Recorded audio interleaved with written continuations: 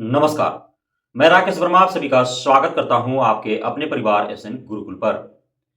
बिहार में बीपीएससी आयोग के द्वारा हेड टीचर एवं हेडमास्टर की भर्ती हेतु आज से कई माह पूर्व परीक्षा का आयोजन किया गया था, लेकिन लंबे इंतजार के बाद अब जाकर के और उन दोनों भर्तियों में जो भी सम्मिलित हुए थे शिक्षक अभ्यर्थी, उनका परिणाम घोषित कर दिया गया है।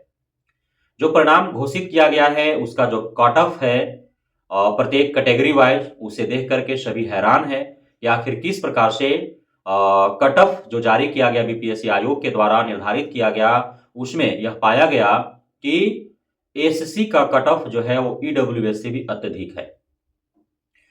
तो इस प्रकार से जो कट ऑफ निर्धारित किए गए हैं, कहीं ना कहीं लोग हैरान हैं इसे देख करके कि आखिर किस प्रकार से, क्या ईडब्ल्यूएस में एससी से भी कम कैंडिडेट थे और ईडब्ल्यूएस में कैंडिडेट की संख्या एससी से कम और सीटों की संख्या एससी से अत्यधिक था। इस वजह से इस प्रकार से कट ऑफ देखे गए।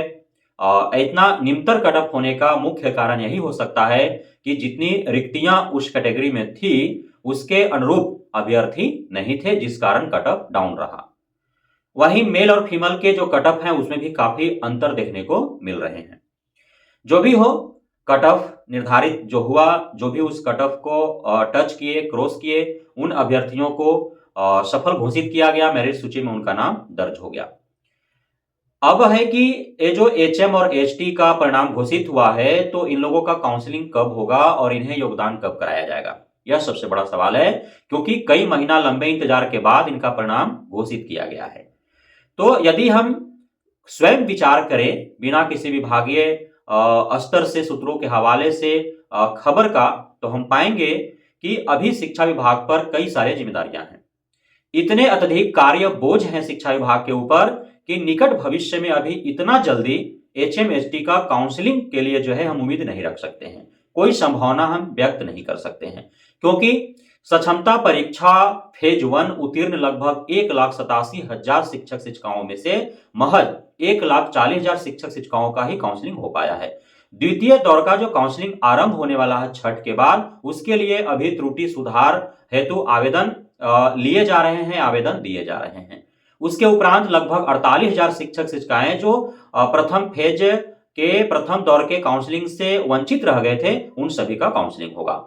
और ऐसा कयास लगाया जा रहा है कि पूरा नवंबर माह क्षमता परीक्षा उत्तीर्ण 48,000 शिक्षक शिक्षिकाएं जो काउंसलिंग से वंचित रह गए थे, उनका काउंसलिंग में ही बीत जाएगा।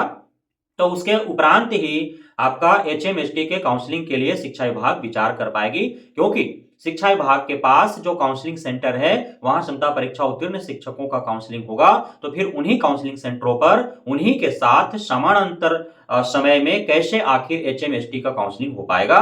तो ऐसी उम्मीदें जताई जा रही है कि नवंबर के बाद ही एचएमएसटी के काउंसलिंग हो पाएंगे। अब वहीं बीपीएससी आयोग के द्वारा एक और बड़ी भर्ती बीपीएससी टीआरई 3.0 शिक्षक भर्ती का अब तक परिणाम घोषित नहीं हो पाया है।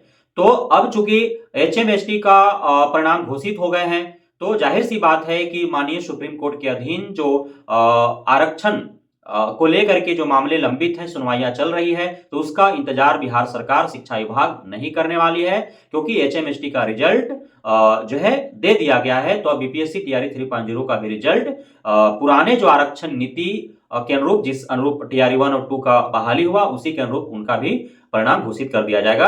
अब मुख्य रूप से जो 38 जिला के डीओ डीपीओ हैं, वे कब अपना रोस्टर क्लियर करके देते हैं, कब जो है वो बीपीएससी आयोग को शिक्षा विभाग सौंपती है, तब जाकर के बीपीएससी आयोग परिणाम घोषणा हेतु जो है वो एक नोटिस जारी करेगी। जब शिक्षा विभाग के द्वारा फाइनली रोस्टर मिल जाएगा, तो उसके अनुरूप जो है रिक्तियां जो बहाल करके और एक नए प्रकार से विज्ञप्ति जारी करेगा और उसके 2-4 दिनों के बाद जो है वो रिजल्ट घोषित कर देगा। तो नवंबर माह में ही बीपीएससी टीआरई 3.0 का परिणाम घोषित हो जाएंगे, यह भी उम्मीदें लगाई जा रही है। तो उसके बाद जो है, अब चूंकि नवंबर माह में क्षमता परीक्षा फेज 1 उत्तीर्ण वालों का काउंसलिंग होगा, फिर दिसंबर माह में एचएमएसटी का काउंसलिंग होगा, क्योंकि उसमें भी बड़ी संख्या है, 40,000 से अत्यधिक लोग जो है दोनों मिलाकर के उत्तीर्ण हुए हैं, तो उनका काउंसलिंग होगा। तत्पश्चात जो है वो बीपीएससी टीआरई 3.0 वालों का काउंसलिंग होगा। दिसंबर माह में हो सकता है कि अंतिम तक प्रारंभ हो जाए और जनवरी फरवरी तक जो है उनका योगदान करा लिया जाए। तो अभी और HMST TRE 3.0 के में सम्मिलित अभ्यर्थियों को इंतजार करना पड़ सकता है। वहीं एक और चीज हम लोग भूल रहे हैं, वह है संता परीक्षा फेज 2। उसका ही परीक्षा आयोजित किया जा चुका है, लेकिन अब तक उसका परिणाम घोषित नहीं हो पाया है। तो संता परीक्षा फेज 1 का पूरी प्रक्रिया जब संपन्न हो जाएगी, उसके उपरांत ही संता परीक्षा फेज 2 का परिणाम घोषित करके और उसके उपरांत उनका डॉक्यूमेंट वेरिफिकेशन होगा, काउंसलिंग होगा और तत्पश्चात उनको योगदान करा लिया जाएगा। तो अभी कई सारी जिम्मेदारियां शिक्षा विभाग के ऊपर हैं। तो धीरे धीरे सारे जो प्रक्रियाएं लंबित पड़ी हैं वो संपन्न होंगे, समय अभी लगेगा। इसी बीच माननीय ACS डॉक्टर सिद्धार्थ के द्वारा ट्रांसफर पोस्टिंग को लेकर के भी बहुत बड़ी घोषणा की जा चुकी है कि 7 नवंबर से प्रक्रिया आरंभ हो जाएगा आवेदन का। 15 दिनों के लिए आवेदन हेतु उन्हें समय दिए जाएंगे। 31 दिसंबर तक सभी को विद्यालय अलॉट हो जाएगा और 1 जनवरी से 7 जनवरी के बीच सभी को नए विद्यालय में पदस्थापना कर दी जाएगी।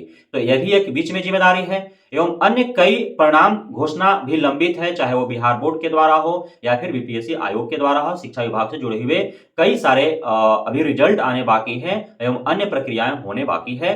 तो पूरा अभी 2-4 महीना जो है वह शिक्षा विभाग से जुड़े हुए इन सारे लंबित प्रक्रियाओं को संपन्न करने में ही गुजर जाएंगे। तो अभी बेसब्री से सभी को इंतजार करना होगा, एक कर सभी का सारे लंबित प्रक्रियाएं संपन्न की जाएगी और जो बेसब्री से इंतजार कर रहे हैं अपना योगदान हेतु, परिणाम हेतु, पदस्थापना हेतु, तबादला हेतु, तो सभी को दिसंबर, जनवरी, फरवरी तक जो है करा लिए जाएंगे। बहुत बहुत धन्यवाद आप सभी साथियों का हमारे साथ जुड़े रहने के लिए, बने रहने के लिए, इतना प्यार देने के लिए, भरोसा बनाए रखने के लिए।